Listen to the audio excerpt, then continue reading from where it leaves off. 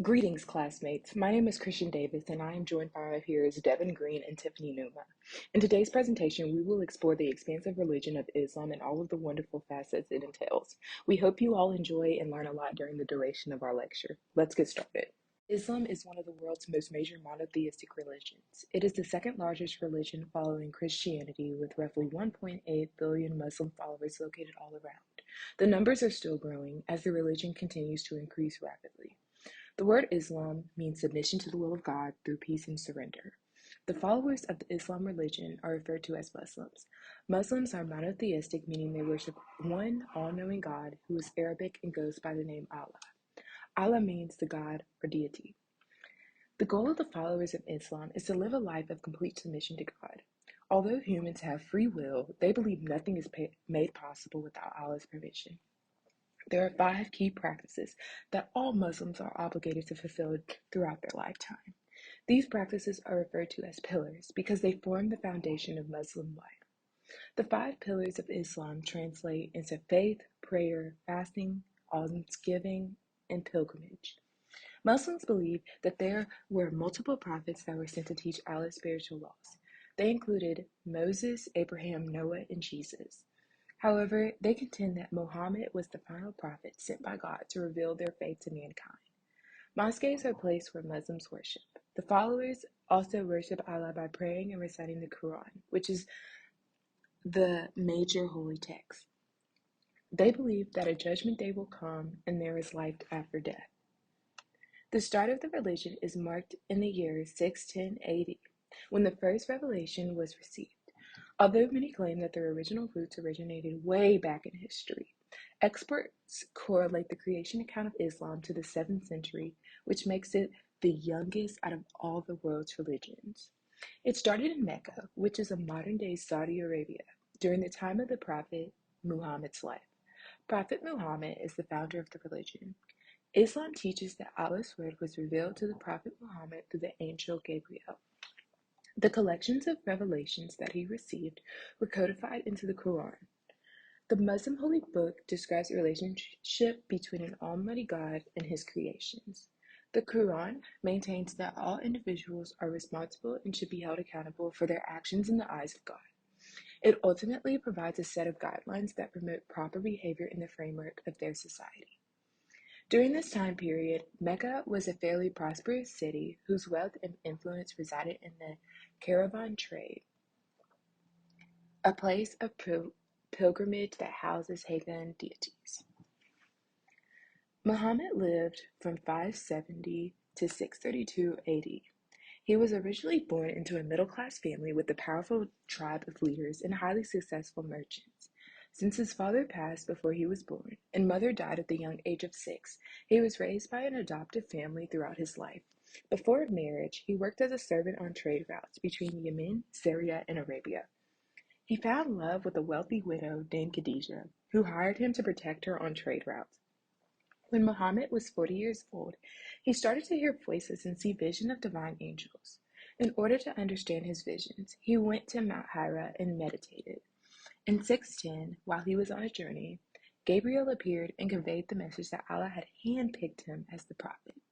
He was left to believe that he was truly the last and the greatest out of all the prophets. He continued to have revelations, started to teach his message, and soon gained followers. His message upholds a new socio-religious order that was unpopular amongst the leaders, and they forced him to immigrate up north. In 622, he had to flee Mecca and go to the city of Medina because he and his family became persecuted for their beliefs. His flight is referred to as Hijrah, as he was welcomed into the new city and was able to freely practice his religion.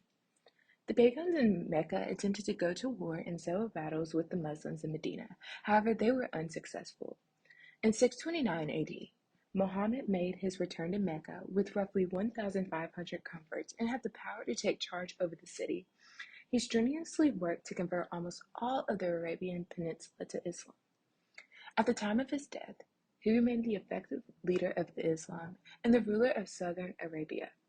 Although he passed, his followers and 4 caliphs, called the rightly guided, continued to spread the message of Islam on his behalf. They carried the new faith and leadership all over, and the religion began to foster the development of a religious, political, and cultural commonwealth in the land. Although the full formation took several centuries, the original seeds were sown during the prophet's lifetime. Now describe the key moments that shaped the Islamic civilization from the beginning of creation to the present day. The first few events detailed in the timeline were discussed in the origin section. As previously mentioned, in 570, Prophet Muhammad was born in Mecca. At 6, he becomes an orphan and is adopted into the care of his grandfather and uncle. In addition, in 610, Muhammad receives his first revelation while he is sitting in the cave of Hira, which is adjacent to Mecca. He hears a commanding voice which prompts him to become the messenger of God. In 622, he migrated to Medina due to persecution. The migration, which is also referred to Hijra, signifies the beginning of the Islamic era. In 632, Prophet Muhammad died after giving his farewell sermon, and his close companion Abu Bakr becomes the first caliph. Between the years 633 to 643, Bakr dies and Umar became the second caliph. Jerusalem is captured and Christians will be honored and protected. The Islamic calendar is introduced and consists of 12 lunar months. In 644, Caliph Umar was murdered and the electoral council elected Uthman Affan, the son-in-law. In 2 years, 650 to 652, Uthman made the Quran as it exists today. In 653 to 656, Uthman died in a revolt, and Muawiyah, governor of Syria, declared himself as the first king in defiance of Ali. From 661 to 680, the Muslim world fell because Ali was murdered.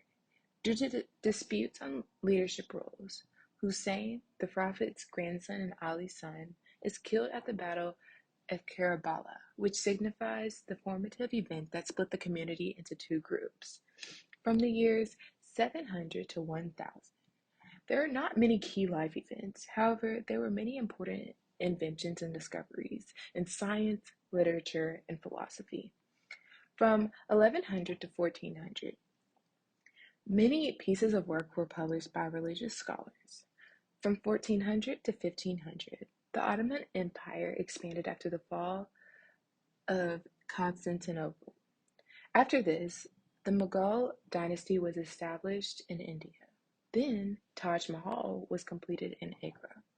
From 1700 to 1800, European imperial powers colonized the Muslim world. From 1800 to 1950, the mutiny in India was crushed and the Pan movement for reform was established. Pakistan is established as the first Islamic state. In the early 2000s, Muslim states obtained their independence. The revolution in Iran is hailed as the first Islamic revolution, but soon leads to despair and pessimism. The Taliban, a group of semi-literate students, take over Afghanistan. Since 2000 until now, there are two possible futures. Either crisis after crisis will lead Muslim cultures to the edge of chaos, or Islam is reformulated and reemerges as a dynamic, thriving civilization. The rest is history. Islam has two major branches. The vast majority belong to the Sunni branch, 87%, followed by the second major branch, Shia, 13%. The two branches differ on the question of who is the rightful successor of leadership after the Prophet Muhammad. The Shia branch contend that Muhammad's cousin and son-in-law, Ali, should have succeeded him. According to the Sunni tradition, the first three leaders who were elected or approved as leaders after Muhammad's death should have succeeded. Nonetheless, Muslims generally do not identify themselves by claiming membership to any particular branch unless the context warrants it. The social structure provides all of the spiritual and physical needs of the members. Muslim communities may have specific buildings, institutions, and professions dedicated to them. Sunni Islam places great emphasis on close adherence to the Quran and the Sunnah as its major source of authority. Religious leaders are usually thought of as teachers, exemplars, or leaders who do not act as intermediaries between humanity and God. On the other hand, Shia Islam has an organizational structure reminiscent of a professional clergy called the ulama, which interprets of Islam law, theology, and leading prayers. An imam for Sunni is a role model or leader who may lead prayers, offer sermons, perform rituals such as weddings and funeral prayers, and lead the Friday congressional prayer service. In Shia Islam, an imam is the divinely appointed successor of Muhammad and is considered to be infallible. As mentioned above, there are two different branches in Islam, which are called Sunni and Shia sects. There are also their sub-dominations or other orders that are shown in the presentation above. Just as within Christianity, there are different denominations in Islamic faith, but these two are the major ones, practiced by about 1.6 billion Muslims all around the world. Many aspects of tradition that are very important to the religion. The 5 pillars and tenets encompass these beliefs. These are professing one's faith, praying 5 times a day, or donating a certain portion of one's wealth, fasting during Ramadan, and making a pilgrimage to Mecca in Saudi Arabia. Islam is founded on individual and collective morality and responsibility. The religion has made a significant impact on the world through the introduction of social revolution in the context in which it was first revealed. Equality, justice, fairness, and freedom of choice is detailed in the Quran. Although it is tempting to remain in our familiar circles, it is important to understand other people's daily life, rituals, and practices. The online religious visit to the mosque allowed us to further understand the relationship and connections aligned with our research. The mosque is available for any and all prayer types, especially midday prayers on Friday. The head speaker in the video is called the Imam.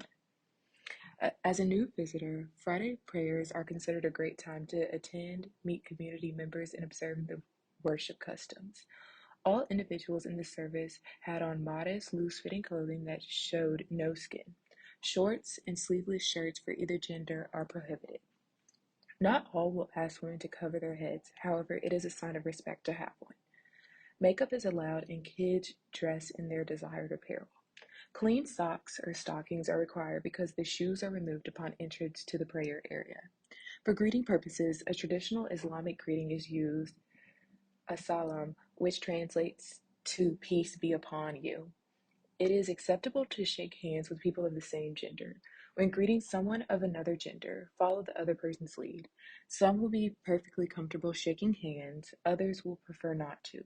In such cases, a suitable alternative is to put your hand over your heart. I will now describe the customs I observed. They remove and store their shoes upon arrival. They silence or turn off their phone until outside the prayer hall.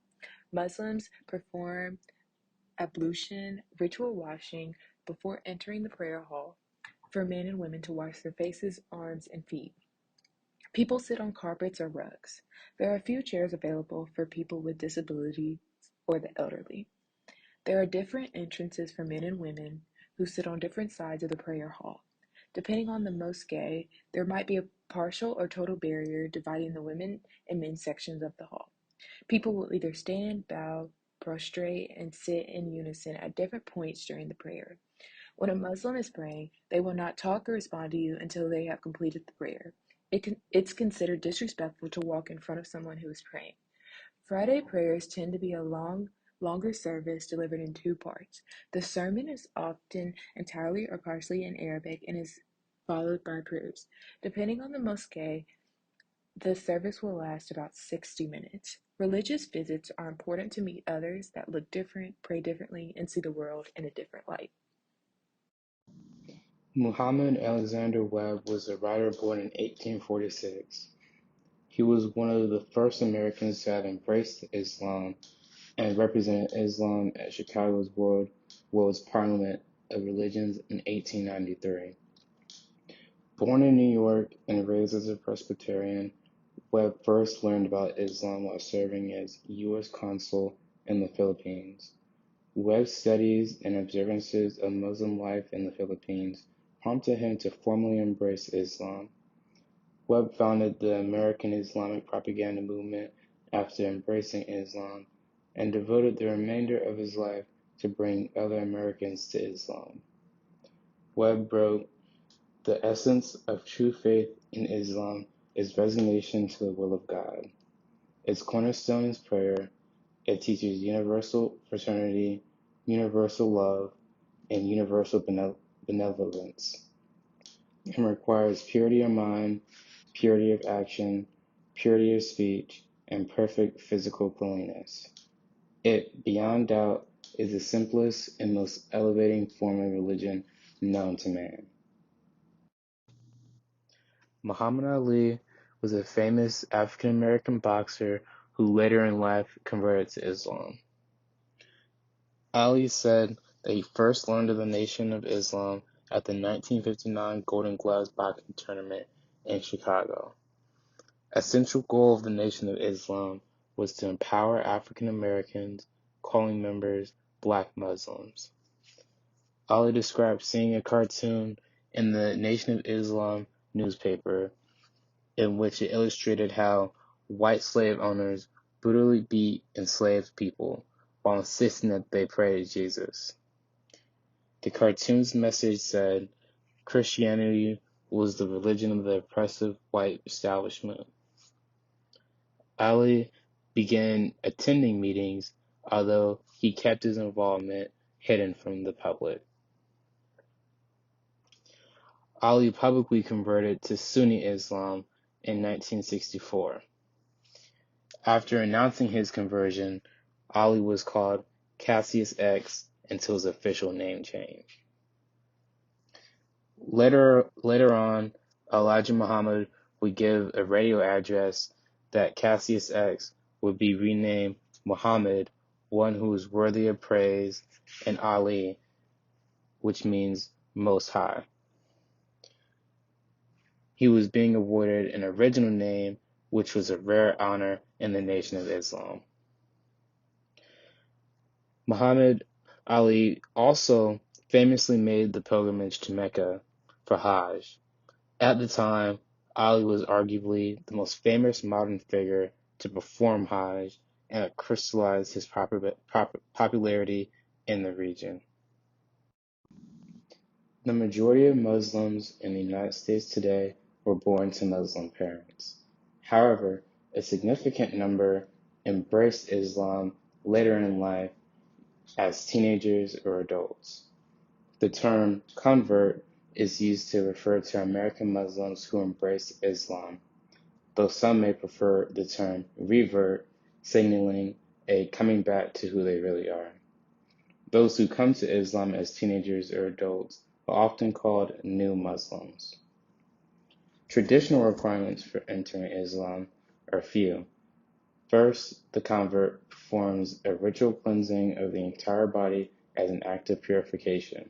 Then, in the presence of two Muslim witnesses, the convert recites the two testimonies of the Shahada.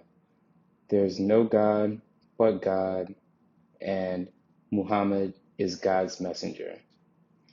Many new Muslims choose to adopt a new Arabic name to symbolize their new identity with their Islamic heritage. Also, most Muslim communities of significant size offer classes to teach new Muslims about the Quran and Hadith, the life of the Prophet, and especially the performance of Salat, which is ritual prayer. They learn at least enough Arabic to recite a few short surahs of the Quran and say the proper praise formulas and responses during individual and congregational prayers. Ramadan is the Muslim month of fasting. Muslims will fast from sunrise to sunset, with the last 10 days reserved for possible all-night prayer vigils. Eid al-Fitr is the end of the Muslim month of fasting, or Ramadan, in which a celebratory meal will be eaten on the evening of this day, and is a 3-day celebration in which many will also attend early morning prayers. Eid al-Adha is the festival of sacrifice. It falls on the 10th day of the month of the Islamic calendar and is a 4-day holiday marking the sacrifice of Abraham. It also highlights the end of the annual pilgrimage to Mecca called Hajj. Prayers are held at the mosque, followed by an evening feast. It's also worth noting that Shia and Sunni Muslims do not celebrate the same holiday schedule and that practices vary by nation. Muslims believe that God has communicated with humans through prophets, beginning with Adam and including Noah, Abraham, Moses, David, and Jesus, among many others known and not known. Each time, God revealed the same message, but people corrupted or lost that message, straying from the path of moral responsibility, thereby neglecting to worship God. To Moses, David, and Jesus, God gave revelations, but the followers of these prophets failed to protect this revelation from distortion.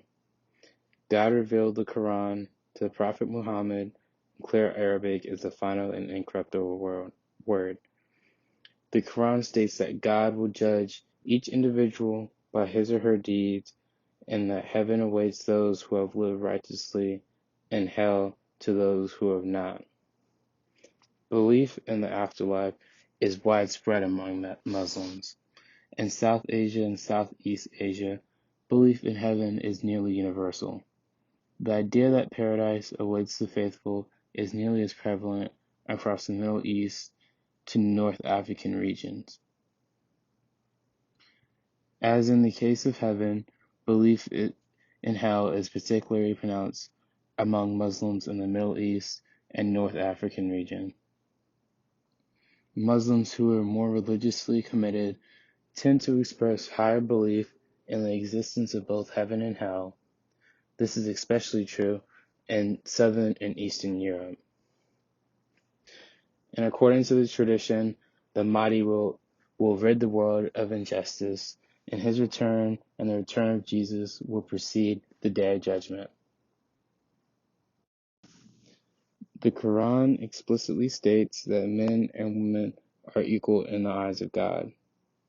Furthermore, it forbids female infanticide, which it was practiced in pre-Islamic Arabia and other parts of the world.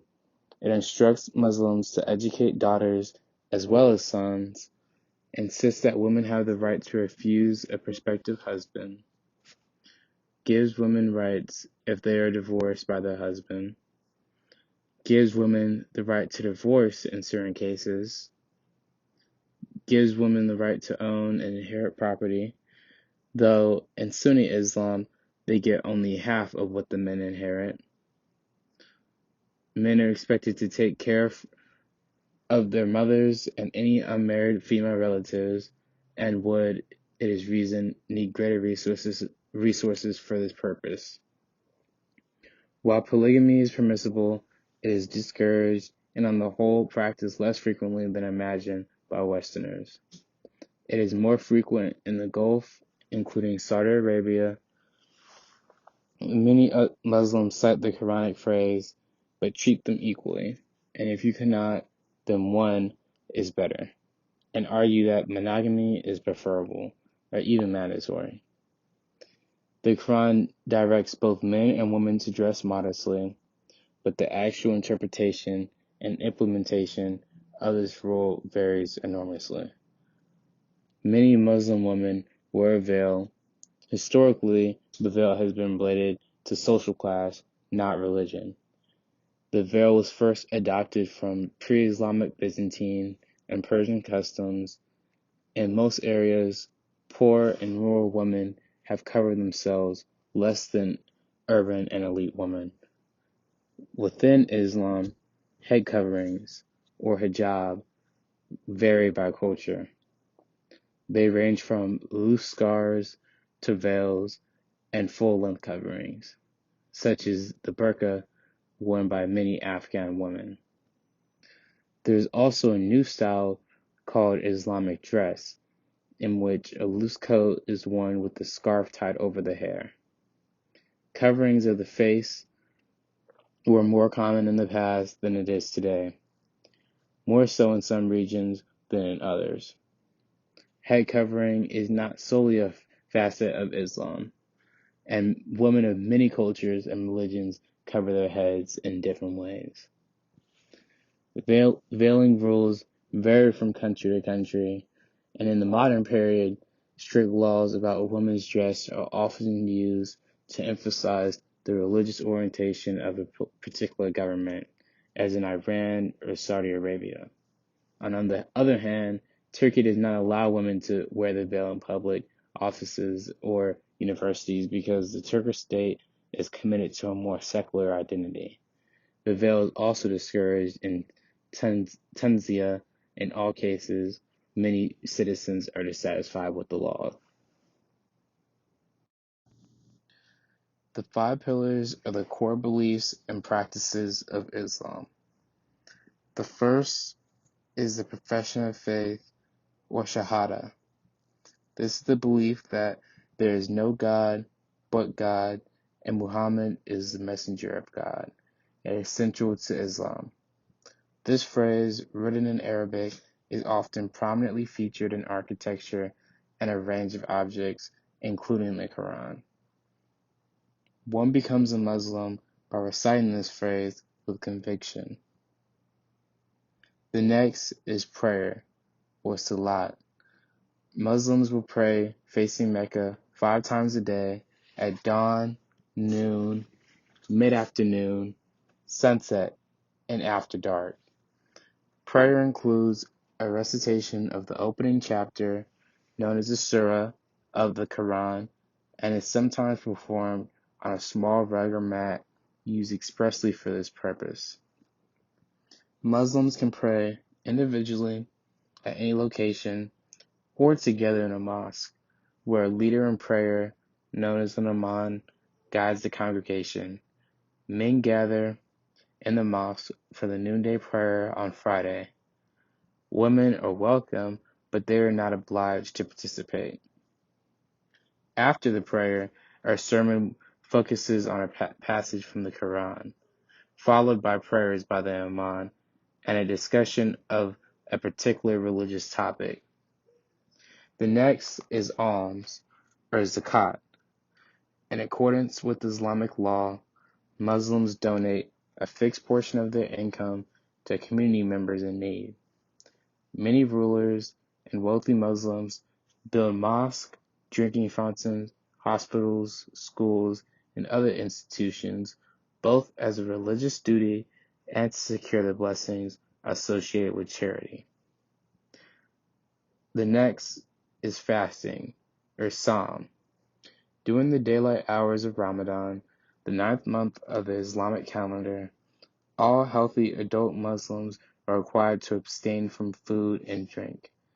Through this temporary deprivation, they renew their awareness of and gratitude for everything God has provided in their lives, including the Quran, which was first revealed during this month. During Ramadan, they share the hunger and thirst of the needy as a reminder of the religious duty to help those less fortunate. The last is the pilgrimage, or Hajj. Every Muslim whose health and finances permit it must make at least one visit to the holy city of Mecca in present-day Saudi Arabia. The Kaaba, a cubical structure covered in black embroidered hangings, is at the center of the Haram Mosque in Mecca. Muslims believe that it is the house of Abraham, built for God, and face in its direction when they pray. Since the time of the Prophet Muhammad, believers from all over the world have gathered around the Kaaba in Mecca on the 8th and 12th days of the final month of the Islamic calendar. My name is Tiffany, and the first thing that I'll be discussing for Islamic culture is the clothing that men and women wear. At the age of 11, Islamic women are required to wear a niqab that covers their hair, ears, and neck. These must be covered like long sleeve jumpers after the hijab is worn, not so tight like jeans or other clothing. Moreover, clothing must not be see-through even in the summer. The man must wear long pants. In Islamic culture, they believe that the body is the temple. So they believe that at all times you should make sure that your body is covered and preserved like a temple. Next, I will be discussing the food that the Islamic culture eats. The Muslims prefer grilled foods like kofta in general. Kofta is really made of minced meat with parsley and onions. They also enjoy kebabs, also known as shawarma.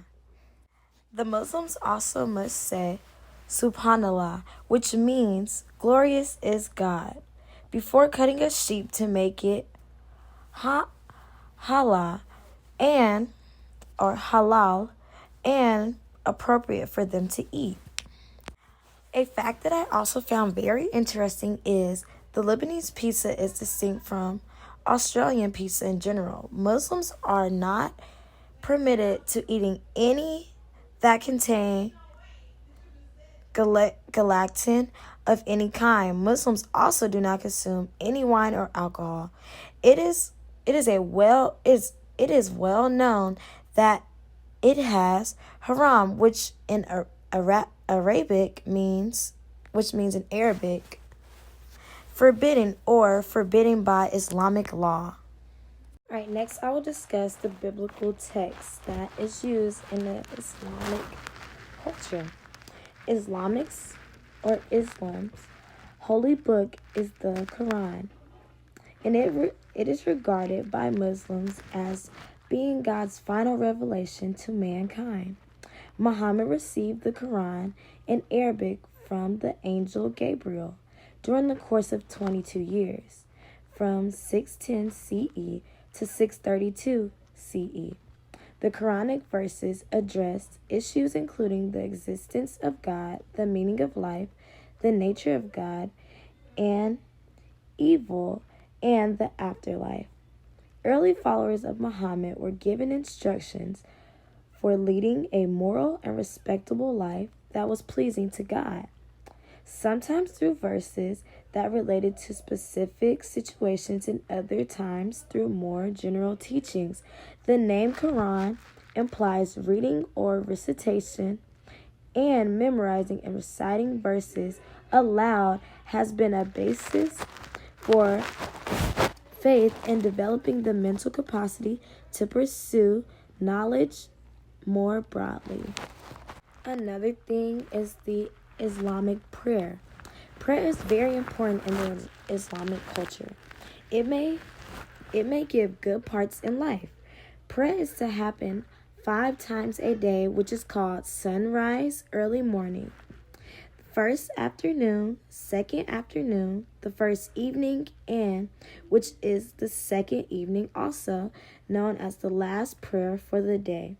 Sunrise is meant to be prayed once you have woken up, but some people pray sunrise and together once it's time for the last prayer. Another thing that Islamic culture has is the 12 Imams, and they are exemplary human individuals who not only rule over the community with justice, but also are able to keep and interpret the meaning of the Quran. These individuals are very important. They all give very detailed insight about the Islamic culture and the Quran. Another thing that I found very interesting about the Islamic culture is the number of people who practice Islamic beliefs in New Orleans. It was found that in the New Orleans region, there are thought to be 5,000 to 10,000 Muslims. Muslims make up an estimate of 14% of Louisiana's total Muslim population as of 2014. A lot of people also don't know that there is schools here for Muslims. So they do have schools here for children, and if parents would like to keep their students enable their kids to continue to practice the religion. They are able to attend schools and practice them, while they won't be judged or they feel like they can all practice the same beliefs. Next, we also did research on about how many people practice the Islamic culture in America. So there is between 6 to 7.5 million Muslims who consider themselves to be citizens of the United States. A mix of immigrants and second and third generations, Arabs, Latinos, Asians, Europeans, Africans, and African American Muslims make up the community. A wide range of religious, civic, political, cultural, economic, social, ethnic, feminist, artists, and professionals organizations have grown as a result of the expansion of the American Islamic community. The variety of Muslim organizations in America offer a wide range of perspectives on topics including terrorism, democracy, peacemaking, and human rights. Also, American Muslims do not find conflict between Islam and political actions, pluralism, or democracy. Rather, in recent years, multiple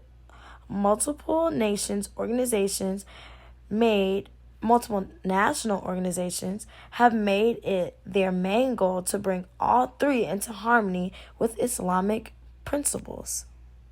Research also discussed that in 2040, the Islamic population in America will have grown a lot substantially. The word Islamic culture refers to a diverse range of people and communities that are distributed throughout numerous nations. They are all members of the Ummah, an Arabic term that refers to the whole Muslim population on earth at any one time. The Ummah was found in Western Arabia in the 17th century AD, when the Prophet Muhammad and his companions traveled from Mecca, where he was born, to Medina, a farming oasis. They merged into the Medinians there to create a new kind of community founded on common faith in the one God, whom they call Allah, and in Muhammad's role as a messenger, who sent to humanity Allah's eternal word in the form of revelations, subsequently compiled into the Quran.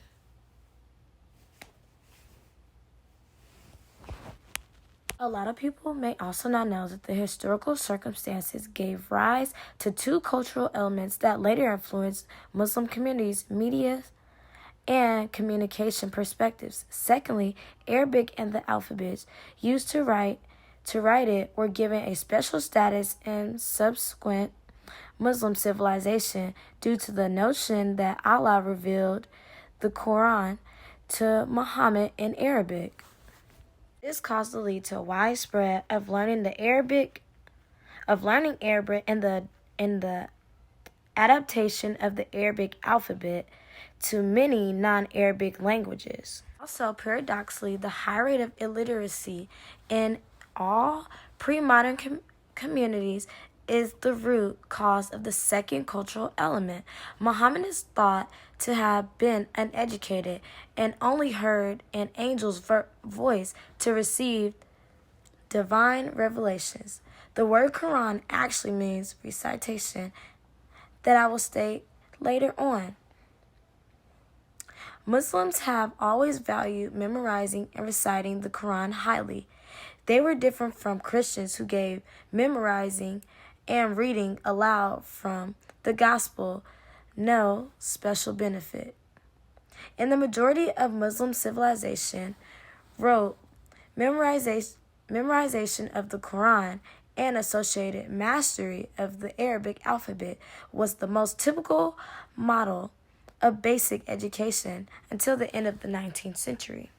More information that those may not know is that This Quranic methodology promotes the cultivation of text memorizing on a far large scale.